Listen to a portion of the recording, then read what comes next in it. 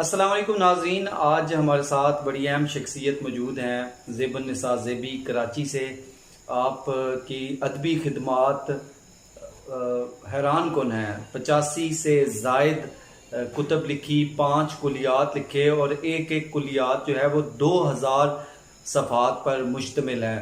آپ نے شاید ہی اتنی ضخیم بک پہلے کبھی کسی شاعر کی دیکھی ہو، اور انہوں نے نہ صرف شاعری، غزل، نظم، بلکہ شاعری کی بھی 70 اصناف پر انہوں نے کام کیا، افسانے لکھے، ناول، ناولٹ، بے شمار ادبی خدمات ہیں۔ زیب النساء زیبی، آپ کا بہت شکریہ، آپ نے ہمیں جوائن کیا۔ جی بہت شکریہ شیروان صاحب، آپ نے میرے بارے میں تھوڑا سا تعارف تو بتا ہی دیا ہے، اور بس میں بھی تھوڑا سا مختصراً آپ کو بتا دیتی ہوں کہ اپنے زیب النساء زیبی نام ہے، اور جو ہے میرا تعلق کراچی پاکستان سے ہے، اور میری جو ہے وہ 5 کلیات میری شائع ہو چکی ہیں، جن میں نے اپنی 85 کتب کو ادبی 85 کتب کو یکجا کیا ہے، جس میں یہ سخن تمام جو ہے یہ کتاب کلیات جو میری آئی ہے یہ 2013 میں آئی تھی۔ 2000 صفحات ہیں اس کے، اور اگر اس میں نے نظم کی 70 اصناف پر شاعری کی ہے، ان کے بارے میں ابھی آگے آپ سے بات کروں گی۔ سب سے پہلے یہ بتائیے گا کہ آپ نے پہلی کتاب کب لکھی، اور ساتھ ہی یہ بھی بتائیے گا کہ یہ صرف ادب کی خدمت کے طور پہ کام کرتی رہی، یا کوئی ایسا ہدف بھی تھا کہ آپ دنیا کی پہلی خاتون بنے جس نے اتنی زیادہ کتب لکھی ہو؟ جی آپ پہلی جو ہے وہ میرا پہلی تقریباً 20-22 سال پہلے میری کتاب آئی تھی، پہلی کتاب تو، اور پھر اس کے بعد جو ہے یہ جتنی بھی کلیات کا میرا کام ہے یہ میں نے جو ہے وہ 2013 میں پہلی کلیات میری آئی سخن تمام کے نام سے، جس میں نے نظم کی ساری اصناف پر نہ صرف شاعری کی ہے بلکہ ان کی ٹیکنکس بھی لکھی ہیں، اور یہ میری کلیات جو ہے وہ 2013 میں شائع ہوئی تھی۔ اچھا، ادب میرا دیکھیں کوئی مطمع نظر نہیں رہا ان کے کلیات کو لکھنے میں یا اتنی کتابیں لکھنے میں، یہ اللہ تعالیٰ کی طرف سے ہر شخص میں یہ صلاحیت اللہ تعالیٰ رکھتا ہے، کسی میں جو ہے وہ مجھ میں اللہ تعالیٰ نے یہ صلاحیت رکھی ہے کہ زود گوئی کی صلاحیت ہے۔ جب میں قلم ہاتھ میں تھامتی ہوں تو وہ اتنا رواں ہوتا ہے کہ مجھے نہیں پتا ہوتا کہ میں کون سی دنیا میں ہوں، بس میں لکھتی چلی جاتی ہوں۔ تو میں نے جو ناولٹ یہاں پر لکھے ہیں 50-50 صفحے کے بھی ناولٹ میرے ہیں، تو وہ میں نے ایک ہی نشست میں بیٹھ کر لکھے ہیں اور وہ میں نے ختم کیے ہیں۔ تو یہ اللہ تعالیٰ جو کام لے رہا ہوتا ہے کسی بھی انسان سے تو وہ لیتا ہے۔ تو میرا مقصد ہمیشہ زندگی میں میرا ایک مشن رہا ہے، اور مشن یہ ہے کہ میں اپنے قلم کی طاقت سے جو ہے جو اللہ نے مجھے عطا کی ہے، کیونکہ وہی عطا کرنے والا ہے، اس کی اس طاقت سے قلم کی میں کچھ فلاح و بہبود کا کام کر سکوں، لوگوں کے مسائل کو اجاگر کر سکوں، ان کے حل کے لیے اگر میرا کوئی کردار ہو سکتا ہے تو میں وہ ادا کر سکوں۔ تو یہ میرا مقصد رہا، کبھی بھی میرے ذہن میں یہ بات نہیں رہی کہ میں ایسے اہداف حاصل کروں کہ میں دنیا کی پہلی خاتون ہو جاؤں جس کی دنیا میں سب سے زیادہ اسراف ادب پر کتب ہوں، کیونکہ شاعری ہے، نظم ہے، نظم کی 70 اصناف پہ دنیا میں پہلی مرتبہ یہ کام ہوا ہے، اور اس کے علاوہ نظم ہے، غزل ہے، افسانہ ہے، ناول ہے، تحقیق ہے، تنقید ہے، تراجم ہے، اور کالم ہے، تو یہ سارے تذکرے ہیں، تبصرے ہیں، یہ ساری مختلف اصناف پر جو میں نے کام کیا ہے، اور نظم کی تو 70 اصناف اس کے علاوہ ہیں جن کا میں بعد میں تذکرہ کروں گی آپ سے۔ تو یہ ساری اتنی زیادہ اصناف پر اللہ تعالیٰ نے مجھ سے کام لیا ہے، یعنی ہر صنف پر میں نے ادب کی میرے رب نے مجھ سے کام لیا ہے، اور اللہ کا شکر ہے۔ اچھا، یہ بتائیے گا کہ کراچی شہر میں ایک روڈ آپ کے نام سے منسوب ہوا ہے۔ جب آپ کو یہ پتہ چلا کہ ایک روڈ آپ کے نام سے منسوب ہوا تو اس وقت آپ کے جذبات کیا تھے؟ روڈ میں ہوا تو میرے کیا جذبات تھے؟ جی، پذیرائی تو ہر شخص کا حق ہے، اور اس کا جب انسان کام کرتا ہے تو اسے یہ تو ضرور چاہتا ہے کہ کوئی نہ کوئی اس کی پذیرائی ہو، اور کوئی جو ہے وہ اس کام کو سراہے۔ یہ تو ایک انسان کی فطرت ہے۔ تو لیکن میرے وہم و گمان میں بھی نہیں تھا کہ شاید ایسا کچھ میرے لیے ہو سکتا ہے اور یا یہ کچھ ہوگا. یہ صرف اللہ تعالیٰ نے میری جو 45 سال کی میری محنت تھی، میرے رب کریم نے اس پر مجھے یہ انعام مجھے عنایت کیا. اور مجھے آج بھی کوئی ایسی کوئی خاص چیز نظر نہیں آتی کہ شاید روڈ میرے نام سے ہو گیا تو میں کوئی بہت بڑی چیز ہو گئی ہوں، یا روڈ جانا کوئی بہت بڑا ایسا کوئی کارنامہ ہے یا بہت بڑا کوئی کام ہے. ایسا نہیں ہے، مجھے کبھی بھی محسوس نہیں ہوتا، نہ مجھے کبھی اس بات کا کبھی کوئی زوم ہوا یا کوئی ایسی چیز ہوئی. میں نے تو آج تک اپنی کلیات کی تقریبات بھی نہیں کرائیں، روڈ کے حوالے سے کوئی پروگرام بھی نہیں کرایا. تو مطلب یہ آپ دیکھ لیجئے کہ اس حوالے سے کوئی ایسا پروجیکشن بھی نہیں ہوا، نہ کچھ ہوا، نہ میں نے کوشش کی، نہ میں نے چاہا، نہ میں نے کوئی ایسی میری خواہش ہے.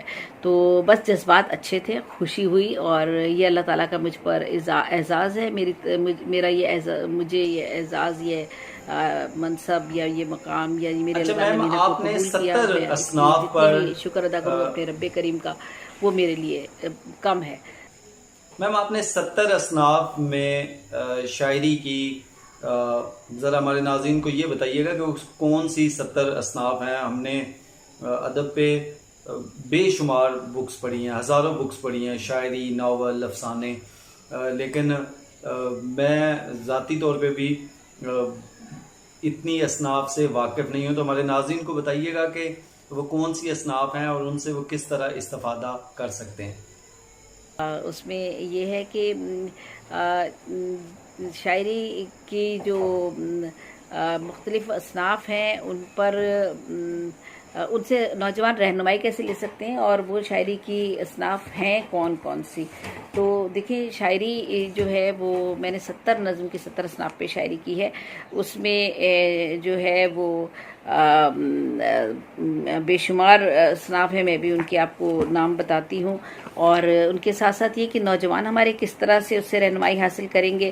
ان اصناف میں 4 بیت، کیمو کرنی، وائی، کافی، ڈھولا، خماسی، سداسی، پہلی، تکونی، گیت، یک مصری، ترائلے، ملی نغمہ اور لوری، سیرا، رخصتی، قوالی، ہیر اور باسوخت، مستزاد، شعر اشوب، دہر اشوب، ریاقتی، قصیدہ، سونٹ، مثنوی، صنعت غیر منقوط، صنعت توشی. اچھا، اسی طرح سے مثلث، مربع، مخمس. مثلث میں 3 بند ہوتے ہیں، مثلث، مربع میں 4، مخمس میں 5، مسدس میں 6، مصبہ میں 7، مسمد میں 8، متصہ میں 9، معشر میں 10 بند ہوتے ہیں. تو اس طرح سے ترکیب بند اور ترجیح بند بھی جو ہے وہ لکھے جاتے ہیں. رباعیات لکھی ہیں، دوہے لکھے ہیں، قطعات لکھے ہیں، ماہیہ سے، گانیہ سے، الگیس ہے، مصری، ثلاثی، چیسیاں، یہ ساری لکھی ہیں. اور پھر تروینیاں، پھر سوالنے جو میری اپنی اختراع ہے. پھر جو ہے وہ مزاح اور فکایہ کی طرف آئیں تو اس میں میرے شاعری کے، میرے مزاح کے 3 مجموعے شائع ہوئے. تو سینریو، پیروڈی، تزمین، ہجو اور مزاح کے کتاب وغیرہ شامل ہیں طنز و مزاح میں. عالم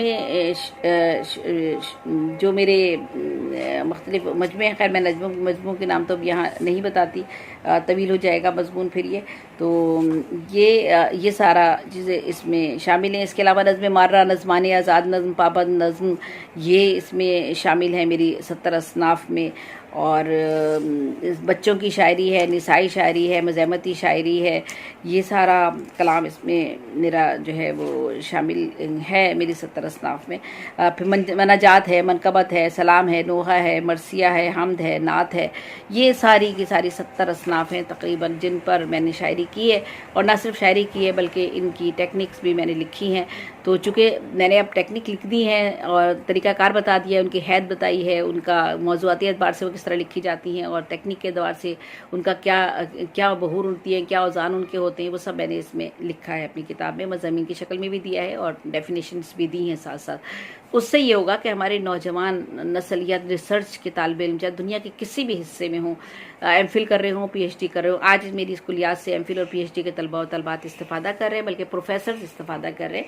اور میری آن لائن میں کلاسز اعزازی بنیاد پر جو ہوں انہیں جو ہوں میں دیتی ہوں. تو میری لیکچر ہوتے ہیں ان پر. تو یہ ان سے ساری زندگی تاریخ ادب کا ایک حصہ ہے یہ کام میرا.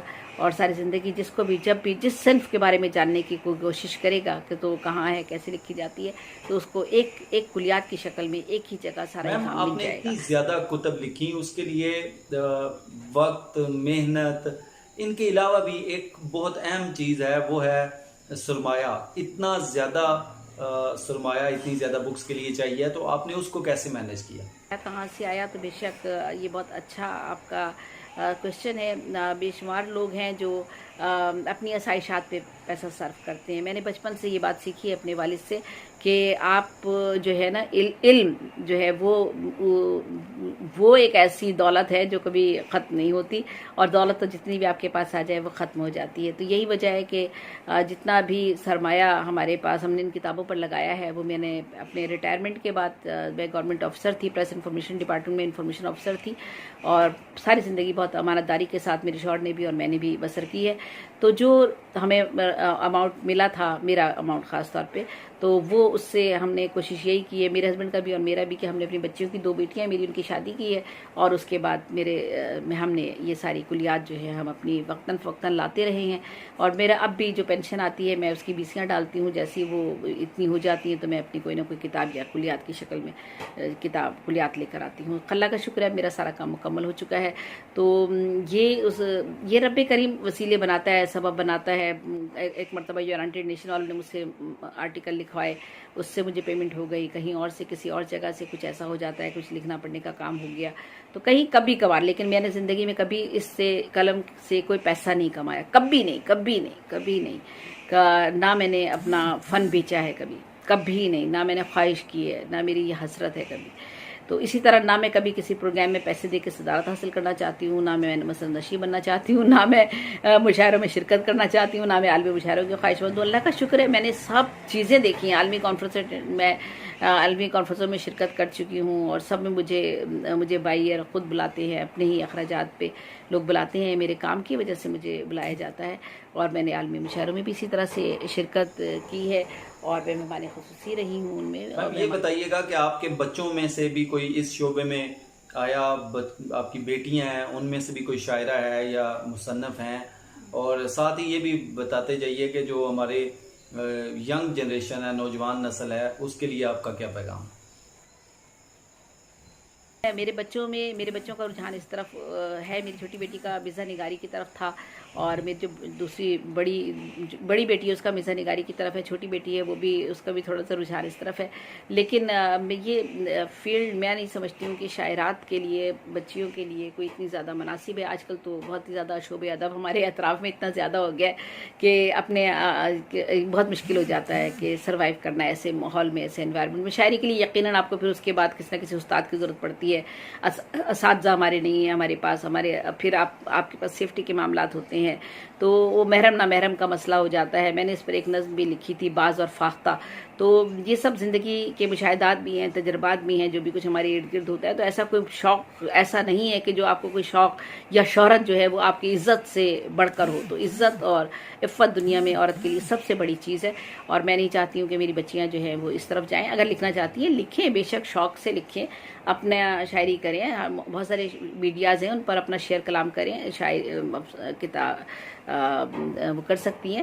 لیکن باقاعدہ میں نہیں چاہتی کہ وہ ایسے شاعرہ بنیں اور پھر وہ چند دنوں کی شاعرہ اور پھر ذرا سی شہرت کے لیے پھر آپ کا، کیونکہ عزت بنانے کے لیے تو آپ کو برس لگ جاتے ہیں، اور آپ کو بلندی سے نیچے گرنے کے لیے صرف چند سیکنڈ درکار ہوتے ہیں. تو بس آج مجھے اتنی سی ہی بات کرنی تھی، اور آپ نے جو مجھ سے سوال پوچھے میں نے کوشش کی ہے کہ انہیں جو ہے مختصر انداز میں بات کر سکوں. اور بس میرا پیغام تو بچوں کے لیے یہی ہے، نئی نسل کے لیے، کہ محنت کیجیے، اور صلہ اور انعام اللہ تعالیٰ دینے والا ہے. انسانوں سے توقع مت رکھیے، کسی سے نہ ڈریے، کسی سے. دنیا میں کوئی شخص آپ سے بڑا نہیں ہے، کوئی بھی شخص، کتنا ہی بڑا نام کیوں نہ ہو. آپ ہرگز بھی اس کے آگے نہ جھکیے، نہ اس کے قدم پکڑیے، نہ اس کے کاندھوں پہ چڑھ کر کوئی شہرت حاصل کیجیے، نہ آگے بڑھنے کی کوشش کیجیے. اپنی محنت پر یقین رکھیے.